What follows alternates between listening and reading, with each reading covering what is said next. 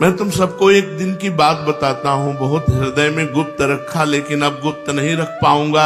आज मैं तुम लोगों से कहता हूँ, सावधान होकर सुनो। प्रभु के ऐसा कहने पर सभी भक्त जितने कीर्तन में थे शांत हो गए, सन्नाटा छा गया और बड़ी उत्सुकता कि प्रभु क्या कहेंगे। चैतन्य महाप्रभु के मुख चंद्र की ओर सब भक्त टकटकी लगाए हुए देख रहे। प्रभु ने बड़े गंभीर स्वर के साथ कहना आरंभ किया, आप लोग तो अपने परमात्मी हैं, आपके सामने गोप्य ही क्या हो सकता है, इसलिए सबके सामने प्रकट न करने योग्य इस बात को मैं आपके समक्ष बताता हूँ। जब मैं गया जी से लौट रहा था तब नाट्यशाला ग्राम में एक श्याम वर्ण का परम सुंदर बालक मेरे समीप आया।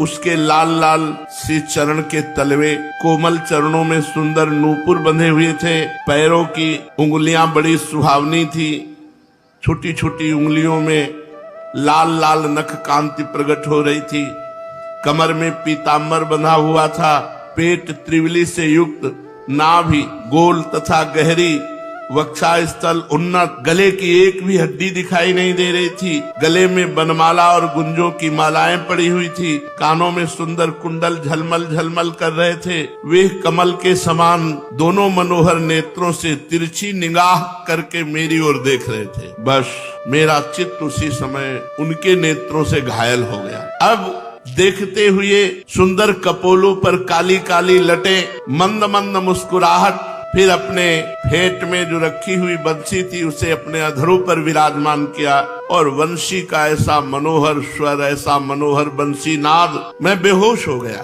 थोड़ी देर बाद चेतना जागृत हुई तो फिर वो बालक नहीं दिखाई दिया। इतना कहते कहते महाप्रभु हा कृष्ण और बेहोश हो गए। उनकी आंखों से अश्रुधारा बहने लगी, शरीर के संपूर्ण रोम बिल्कुल खड़े हो गए और मूर्छित दशा में महाप्रभु एक श्लोक गायन किया, अमूल्य धन्यानि दिनांतराणि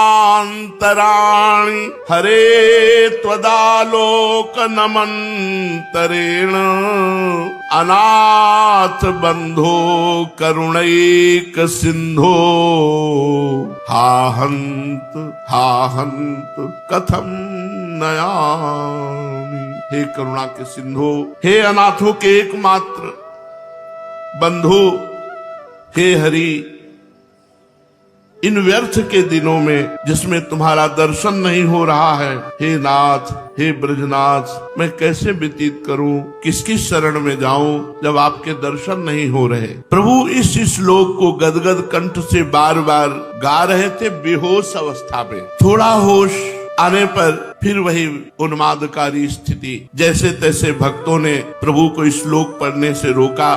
थोड़ी देर में प्रभु स्वस्थ हुए। इस प्रकार उनकी ऐसी दशा देखकर सभी उपस्थित भक्त अश्रु विमोचन करने लगे। पूरी रात्रि नाम संकीर्तन और सत्संग में व्यतीत होने लगी। धन्य है श्रीवास जी का घर, जो महाप्रभु चैतन्य देव की प्रथम नाम संकीर्तन की जो नियमित दिनचर्या में संकीर्तन बना। पूरी रात्रि कीर्तन, पूरी रात में कीर्तन सत्संग। श्रीवास पंडित का घर नित्य ही कीर्तन उत्सव आनंद मंगल। रात्रि में जहाँ शाम होती मुख्य भक्त एकत्रित हो जाते, घर के किवाड़ भीतर से बंद कर दिए जाते और फिर कीर्तन आरंभ होता। कीर्तन में ढोल करताल मृदंग मजीरा आदि सभी वाद्य लय और स्वर के साथ बजाए जाते थे। प्रभु सभी भक्तों के बीच में खड़े होकर हरि बोल और फिर कीर्तन शुरू। अब महाप्रभु का नृत्य बहुत ही मधुर होने लगा। सभी भक्त आनंद के आवेश में आकर अपने आप को भूल जाते और प्रभु के साथ नृत्य करने लगते। प्रभु के शरीर में स्तंभ, स्वेद, रोमांच, स्वरभंग, कंप, वैवर्ण, प्रलय आदि सभी सात्विक भावों का उदय होता। भक्त इनके अद्भुत भावों को देखकर मुग्ध हो जाते और भावावेश में आकर खूब जोरों से संकीर्तन करने लगते। सभी भक्त सहृदय थे। सभी का चित्त प्रभु से मिलने के लिए सदा छटपटाता रहता था। किसी के भी मन में मान सम्मान अथवा दिखावे पने का भाव नहीं था। सभी के हृदय शुद्ध थे। ऐसी दशा में फिर संकीर्तन में क्या आनंद उत्पन्न होगा, जहाँ महाप्रभु हो, ऐसे शुद्ध हृदय के भक्त हो। वे सभी स्वयं आनंद स्वरूप ही थे। भक्त परस्पर में एक दूसरे की चरण वंदना करते। कोई प्रेम में विह्वल होकर महाप्रभु के चरणों को ही पकड़ लेता। बहुत से परस्पर ही पैर पकड़ करके रुदन करते। इस प्रकार पूरी रात्रि आनंद आनंद कोलाहल में श्रीवास के घर में व्यतीत होती। अब आसपास के जो लोग थे, जो भक्त हृदय थे, वो तरसते कि अगर ये कीर्तन खुले में हो तो हम सब आनंद ले पावे, लेकिन दरवाजा बंद करके होता। बड़े भक्तों की लालसाएं प्रकट हुई, तड़पड़ाने लगे हृदय। जब हरि बोल उनके आंगन में होता तो आसपास जो भक्त जन नहीं पहुंच पाते, उनके हृदय में बड़ी तड़पन होती। गदाधर इनके परम अंतरंग थे, ये सदा प्रभु की ही सेवा में बने रहते थे। एक दिन ये भोजन के अनंतर मुख शुद्धि के निमित्त प्रभु को पान दे रहे थे। प्रभु ने प्रेमावेश में आकर अधीर बालक की भांति पूछा, गदाधर भैया तुम ही बताओ, मेरे कृष्ण मुझे छोड़कर कहाँ चले गए? भैया मैं उनके बिना जीवित नहीं रह सकता, तुम सच सच मुझे उनका पता बता दो। वे जहाँ भी होंगे मैं वहीं जाकर उनकी खोज करूंगा और उनसे लिपट कर खूब पेट भर के रोऊंगा। तुम बता भर दो कि वे गए कहाँ हैं। गदाधर ने बात टालने के लिए कह दिया, आप तो वैसे ही व्यर्थ में अधीर हुआ करते हैं। भला आपके कृष्ण कभी आपको छोड़कर अन्यत्र जा सकते हैं? वे तो हर समय आपके हृदय में विराजमान रहते हैं। ये सुनकर आपने उसी अधीरता के साथ पूछा, क्या प्यारे कृष्ण अब भी मेरे हृदय में बैठे हैं? गदाधर ने कुछ देर के बाद कहा, बैठे क्यों नहीं हैं? अब वे आपके हृदय में विराजमान हैं और सदा ही रहते हैं। इतना सुनते ही भावावेश और उल्लास के साथ प्रभु अपने नखों से अपनी छाती को चीरने लगे और कहने लगे, मैं हृदय फाड़कर अपने कृष्ण के दर्शन करूंगा। वे मेरे पास ही छिपे बैठे हैं और मुझे दर्शन तक नहीं देते, इस हृदय को चीर डालूंगा। गदाधर जी तत्काल लिपट गए और महाप्रभु के हाथों को पकड़ के रोका और विनय की, प्रभु प्रभु आप ऐसा मत करें। बहुत देर तक महाप्रभु भावावेश में रहे, फिर भाव शांत हुआ। एक दिन रात्रि में प्रभु शैया पर शयन कर रहे थे। गदाधर उनकी चरण सेवा में संलग्न थे। चरण सेवा करते करते गदाधर ने अपना मस्तक प्रभु के चरणों में रखकर गदगद कंठ से प्रार्थना की, प्रभु इस अधम को किस पापों के परिणाम स्वरूप श्री कृष्ण प्रेम की प्राप्ति नहीं हो रही है? आप तो दीन वत्सल हैं, मुझे साधन का बल नहीं, शुभ कर्म भी मैं नहीं कर सकता, तीर्थ यात्रा आदि पुण्य कार्यों से भी मैं वंचित हूँ। मुझे तो एकमात्र आपके श्री चरणों का ही सहारा है। मेरे ऊपर कब कृपा होगी? प्रभु कब तक मैं इसी प्रकार प्रेम विहीन शुष्क जीवन बिताता रहूंगा? उनकी इस प्रकार कातर वाणी सुनकर प्रभु प्रसन्न हुए और आश्वासन देते हुए कहने लगे, गदाधर तुम अधीर मत हो, तुम तो श्री कृष्ण के अत्यंत ही प्यारे हो। दीन हो तो भगवान को सबसे प्रिय है। बिना दीनहीन बने कोई प्रभु को प्राप्त कर ही नहीं सकता। जिन्हें अपने शुभ कर्मों का अभिमान है या उग्र साधनों का भरोसा है, वे प्रभु की महती कृपा के अधिकारी कभी हो ही नहीं सकते। प्रभु तो अकिंचन प्रिय है, निष्किंचन बनने पर ही उनकी कृपा की उपलब्धि हो सकती है। तुम्हारे भाव पूरे निष्किंचन भक्त कैसे हैं? जब तुम सच्चे हृदय से निष्किंचन बन गए तब फिर तुम्हें श्री कृष्ण प्रेम की प्राप्ति में देर न होगी। कल गंगा स्नान के बाद तुम्हें प्रभु की पूर्ण कृपा का अनुभव होने लगेगा। प्रभु की ऐसी बात सुनकर गदाधर की प्रसन्नता का पारावार नहीं रहा। वे रात्रि भर प्रेम में मगन होकर आनंद अश्रु बहाते रहे। वे एक एक घड़ी को गिनते रहे कि कब प्रातः काल हो और कब मुझे प्रेम प्राप्त हो। प्रतीक्षा में उनकी दशा पागलों की सी हो गई। वे कभी तो उठकर बैठ जाते, कभी खड़े होकर नृत्य करने लगते, कभी फिर लेट जाते, कभी आप ही जोर जोर से हंसने लगते। प्रभु उनकी दशा देखकर बड़े ही प्रसन्न हुए। प्रातः काल गंगा स्नान करते हुए आनंद में विभोर होकर नृत्य करने लगे। वे प्रेमासों को पीकर उन्मत्त से प्रतीत होते थे, मानो उन्हें उस मधुमय मनोज्ञ मदिरा का पूर्ण रूप से नशा चढ़ गया हो। उन्होंने प्रेम रस में निमग्न हुए अलसाने से नेत्रों से प्रभु की ओर देखकर उनके पाद पद्मों में प्रणाम किया और कृतज्ञता प्रकट करते हुए कहने लगे। गदाधर ने कहा, प्रभु आपने इस अधम पापी को भी प्रेम प्रदान करके अपने पतित पावन पुण्य नाम का यथार्थ परिचय करा दिया। आपकी कृपा जीवों पर सदा अहेतुकी ही होती है। मुझ साधनहीन को भी दुस्साध्य प्रेम की परिधि तक पहुंचा दिया।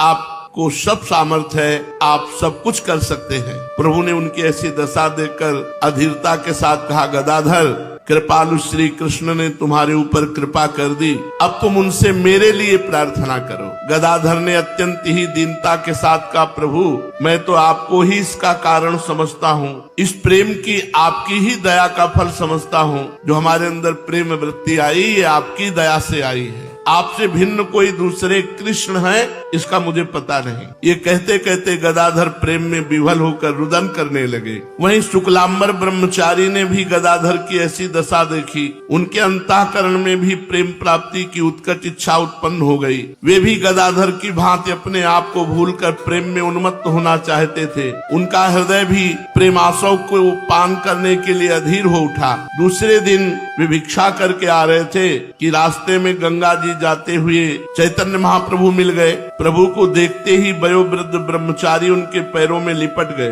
प्रभु ने संकोच प्रकट करते हुए कहा कि मैं आपके पुत्र के समान हूँ, आपने बाल्यकाल से ही पिता की भांति मेरा लालन पालन किया है और गोद में लेकर प्रेम पूर्वक खिलाया है। आप ये क्या अनर्थ कर रहे हैं, मेरे ऊपर पाप चढ़ा रहे हैं। प्रभु की इन बातों को सुनकर कातर भाव से वृद्ध ब्रह्मचारी जी ने कहा, प्रभु अब हमारी बहुत छलना ना कीजिए, ये व्यर्थ जीवन बिता दिया, वृद्धावस्था आ गई, अब आप अपने चरणों से मुझे दूर न कीजिए। इस शरीर को भांति भांति के कष्ट पहुंचा करके काशी, कांची, अवंतिका आदि सभी पवित्र पुरियों और पुण्य तीर्थों की पैदल यात्रा की, घर घर से भिक्षा मांगी, अपनी जीविका चलाई, तो भी आज तक श्री कृष्ण प्रेम का अधिकारी नहीं बन सका। अब तो हमें श्री कृष्ण प्रेम का अधिकारी बना दो। अब हमें किसी प्रकार प्रभु प्रेम प्राप्त हो जाए, यही आपके पाद पद्मों में विनीत प्रार्थना है। नीलांबर ब्रह्मचारी की बातें सुनकर प्रभु कुछ भी नहीं बोले।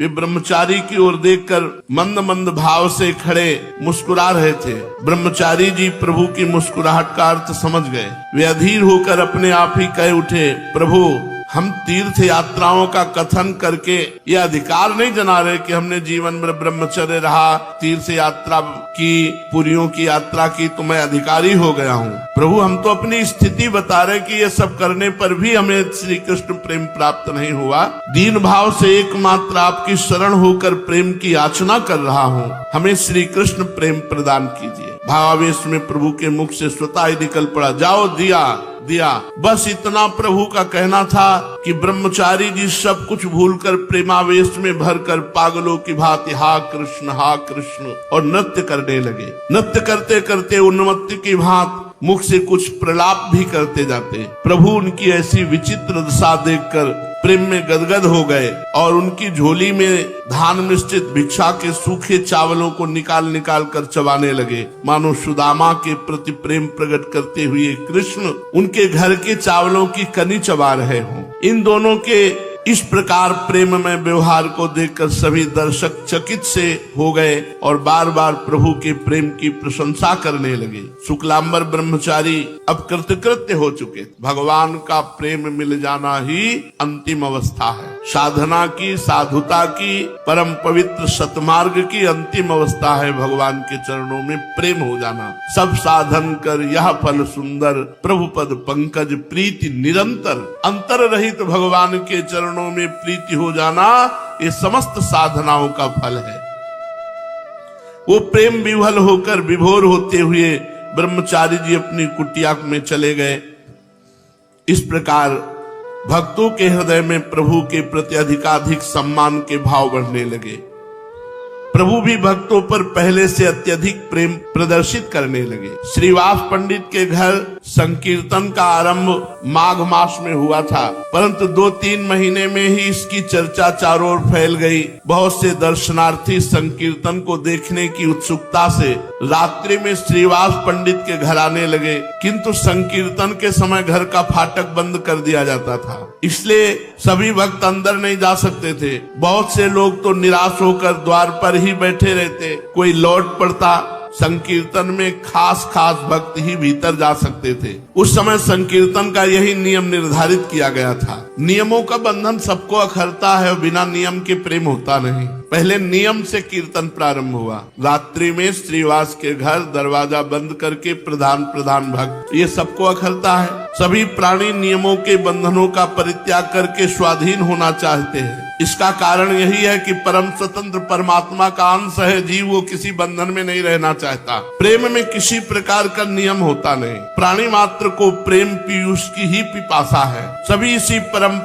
प्रेम पयोनिधि के पान करने के लिए छटपटाते हैं, पर दिशा गलत है। कोई स्त्री का प्रेम, कोई पुत्र का प्रेम, कोई परिवार का, कोई गांव नगर का, कोई धन का, नाना प्रकार की ऐसी असत वृत्तियों में प्रेम खोज रहा है। यहाँ प्रेम है नहीं। प्रेम तो भगवान के नाम में, रूप में, लीला में, धाम में है। वो सभी प्रकार के बंधनों को छिन्न भिन्न करके प्रभु के समीप पहुंचना चाहता है। जो गुरु प्रदत्त नियम है उसका पालन करो और खूब नाम जप, नाम कीर्तन के द्वारा इस संसार के दोषों का नाश करके भगवत प्राप्ति करो। शेष चर्चा आगे। श्री राधा वल्लभ लाल।